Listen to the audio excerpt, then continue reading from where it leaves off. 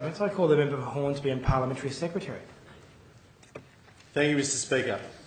In the 1950s, the face of Sydney was rapidly changing, and Hornsby was no different. The population was expanding and housing was in short supply.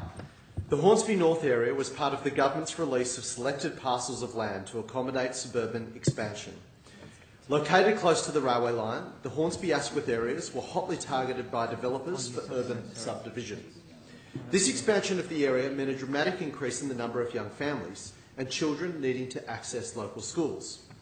At the time, Hornsby Public, which is now the home of Hornsby TAFE, was bursting at the seams, and after a devastating bushfire in 1957 caused major damage to the school, the Department of Education was forced to look at alternate options, thus beginning an extensive search for a suitable site for a new school. The first site considered was located at the intersection of Ida and Ethel Streets. The department had plans to either locate a girls' or boys' campus on one side of Ethel Street and an infants' campus on the other. Another plan was to locate all of the classrooms on one side of Ethel Street and playing fields on the other. This proposal, however, was rejected by Hornsby Shire Council, who, although supportive of a new school in the area, did not want the school intersected by a public road. A second site was also considered, located on the corner of Amor Street and Old Barrower Road. However, the Department of Education determined that the land was unsuitable because of the steep slope and therefore unsatisfactory. Finally, in 1961, a site at the end of Ida Street was purchased for a grand total of £18,000. On the 12th of June 1964, the Minister for Education, Mr E. Weatherall, announced in the New South Wales Government Gazette the establishment of a new public school pursuant to Section 34 of the Public Instruction Act of 1880, that approval has been given for the establishment of a public school at Hornsby North. Construction commenced in 1966 and included 4 classrooms, an administration building, toilet block, flagpole and incinerator. It was not until the following year, on the 31st of January 1967, the school opened its doors and welcomed 90 pupils, including Melissa Herden, knee burn. Mel was one of the original 22 students who were the first group to complete the course from kindergarten through to year 6 at the school from its opening in 1967.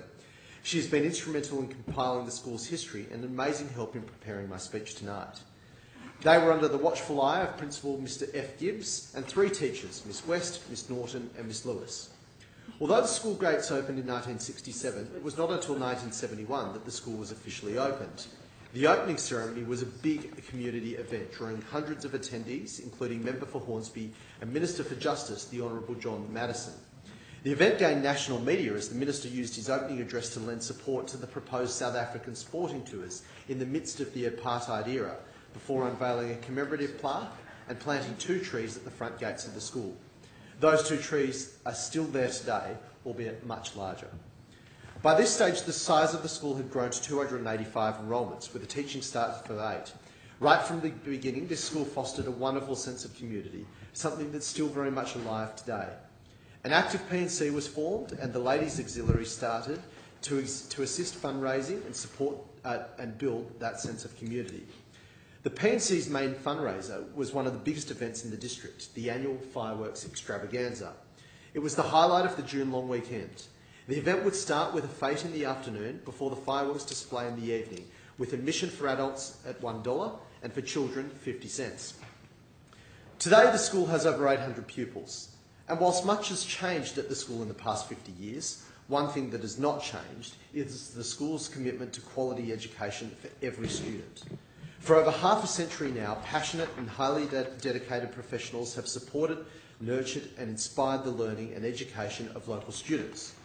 The strong academic program at Hornsby North has seen students excel in the classroom, whilst the diverse co-curricular activity offering and pastoral care has enabled countless numbers of local children to explore their full potential.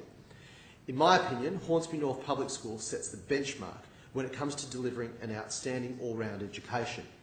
I'm constantly impressed by the academic results as reflected in NACLAN, but I'm always blown away by the talent on display in the band, the choir, the arts and the various sporting activities provided by the school.